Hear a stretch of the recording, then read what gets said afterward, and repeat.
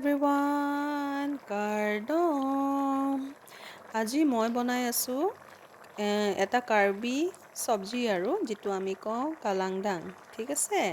ইয়াত মই দিম বেঙেনা, বিলাহী আৰু ঘৰতে শুকাই থোৱা মাছ, সৰু সৰু মাছ আছিলে। আৰু প্ৰথমতে মই বেঙেনাখিনি সিজাই লৈছোঁ, কাৰণ মই ভাবোঁ আৰু বেঙেনা আৰু বিলাহী যদি একেলগে দিওঁ বেঙেনাখিনি ভালকৈ নিসিজিব নেকি, সেইকাৰণে প্ৰথমতে বেঙেনাখিনি সিজাই তাৰপিছতে বিলাহী দিছোঁ। আৰু এয়া দেখিছেনে মই কেনেকুৱা খকুৱা মানুহ, এয়া মোৰ মায়ে আনি দিছিলে ঘৰতে শুকান মাছ। তাৰপিছত শুকান মাছ বিলাহী দিলোঁ, অকণমান হালধি দিছোঁ। এনেই আমি দিওঁ আপোনাৰ তিল দিওঁ, কিন্তু মই আজি হালধি দিব মন গ'ল কাৰণে মই হালধি দিছোঁ। তাৰপিছত অকণমান নহৰু দিলোঁ।